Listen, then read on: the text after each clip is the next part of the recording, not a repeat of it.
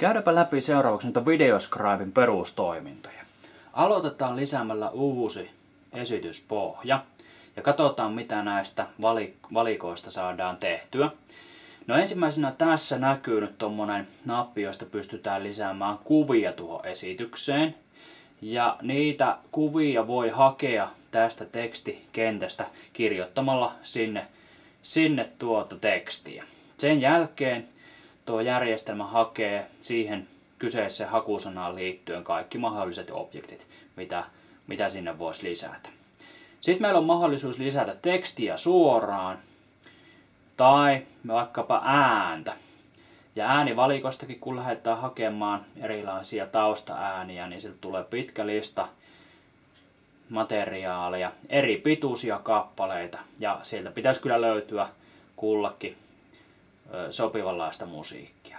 Sitten meillä olisi mahdollisuus lisätä oma voiceoveri eli äänitallenne sinne. Ja sitten me voidaan vaikuttaa vielä tähän esityspohjan rakenteeseen, eli siihen miltä se näyttää näennäisesti toi paperi kanvastulla alla.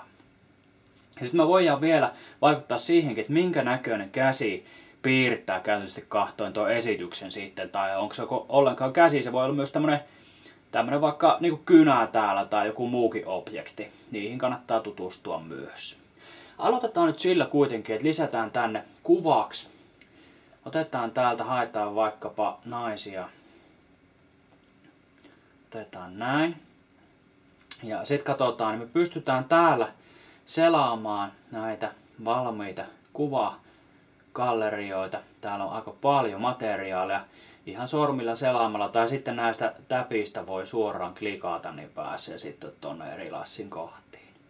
Lisätään sinne nyt tämmönen henkilö. Ja ton henkilön, eli tämän objektin kokoa voi lisätä vaikkapa muuttaa tälleen tuosta reunasta piirittämällä. Tai toisaalta sitten täällä on myös tämmöiset plus-miinus-napit, niin pystytään täältäkin vaikuttamaan siihen kuvakokoon. Otetaan tuohon nainen tällä tavalla ja katsotaan miltä toi näyttää tuosta napista tää esitys. No oletusarvona tuo on melko hidas tuo piirto. Ehkä niin kuin voisi sanoa, että tuo oletuspiirtonopeus on kyllä poikkeuksetta liian hidas. Joten tehdäänpä niin, muunnetaan vähän tuota nopeutta. Klikataan täällä aikajanalla tuota objektia. Ja sitten meillä on miinuksesta ja plussasta mahdollisuus lisätä tai vähentää tuota aikaa. Tai vastaavasti tuosta ajasta suoraan klikkaamalla voidaan syöttää sille sitten ihan tämmönen aikanumero. Laitetaan vaikka 4 sekuntia ja hyväksytään se noin. Katsotaan nyt.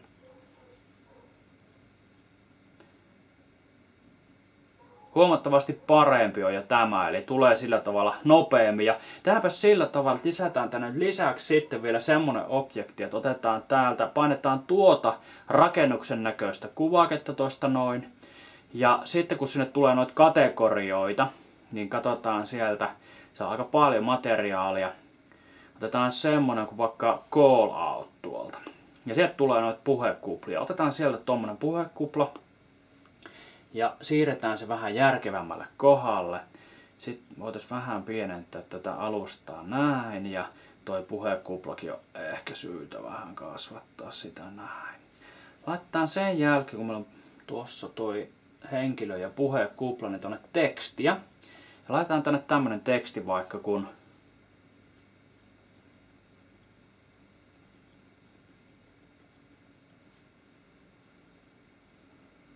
kuinka saisi esityksiini potkua? Ja hyväksytään se tohon noin. Okei, se kuva tulee tuohon keskitettynä. Me voidaan toki sitten ottaa siitä objektista kiinni näin ja siirtää se omalle paikalleen. No nyt on kuitenkin varmaan syytä rivittää tämä teksti, kun se ei tuohon mahu tuohon puhekuplaan. Se tehdään niin, että nyt täältä aikajanalta, kun on valittuna nimenomaan tämä teksti, niin sitten tuossa on tämmöinen vähän niin kuin kansion kuva. Siitä kun klikkaa, niin pääsee muokkaamaan tarkemmin tuota tekstiä. Otetaan tuosta, valitaan toi teksti ja laitan vaikka näitä. Mä pistän ensinnäkin kirjoitan tuon oikein, eli aloitetaan isolla koolla. Tuolta laitetaan noin.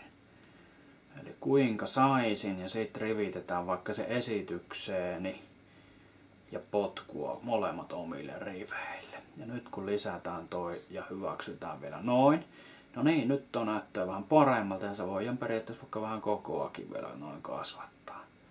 Laitetaan noin. Katsotaanpa esitystä.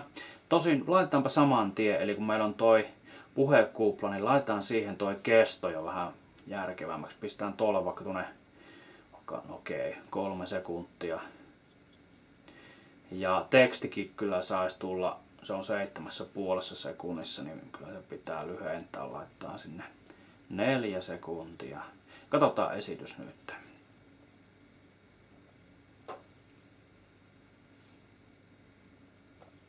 Ei meinaa lähteä. No nyt vähän pienellä viiveellä. Siinä tapahtui näin, että okei. Tuli uusi objekti, uusi sisennys. Ihan mukin menevä, ei mitään ongelmaa. Sitten meillä on kuitenkin mahdollisuus tehdä niin, että jos me halutaan niin kuin itse määrätä se, että mikä osa näkyy tästä esityksestä silloin, kun sinne tulee objektia tai sinne piirretään lisää, niin me voitaisiin tehdä vaikka niin, että muokataan tätä valmista esitystä siten, että kaikki nuo objektit tulisi samaan näkymään, ettei siinä ei tulisi tuota sisennystä. Jos me haluttaisiin tehdä niin ensin haetaan se kuvakulma, joka on, niin kuin, mihin me halutaan sitten tehdä se esitys, esimerkiksi tähän suoraan. Ja nyt tehdään niin, että kiinnitetään tähän näkymään tämä puhekupla-objekti ensin aktivoimalla se ja sitten klikkaamalla täältä kameran kuvaa. Ja sitten jos tehdään vielä niin, että toi tekstikin vielä tehdään sille toi sama, kiinnitetään myös se, niin katsotaanpa nyt toita esitystä. Klikataan tuolta.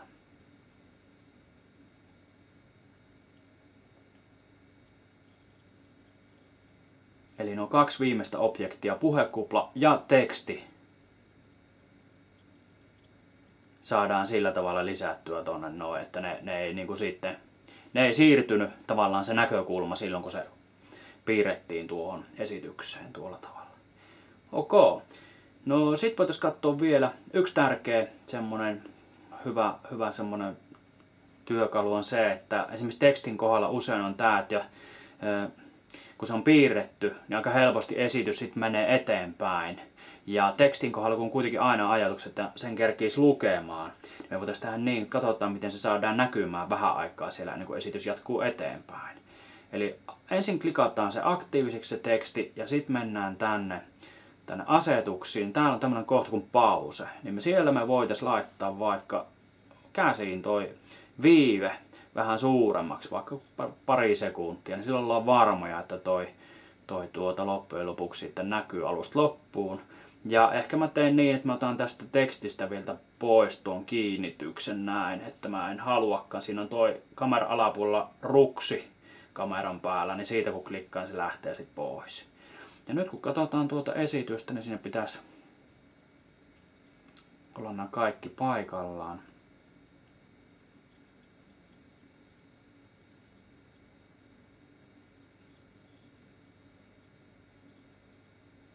Ja pieni viive vielä ja sen jälkeen sitten takaisin noin. Kyllä. Siinä se valmis esitys nyt voisi olla.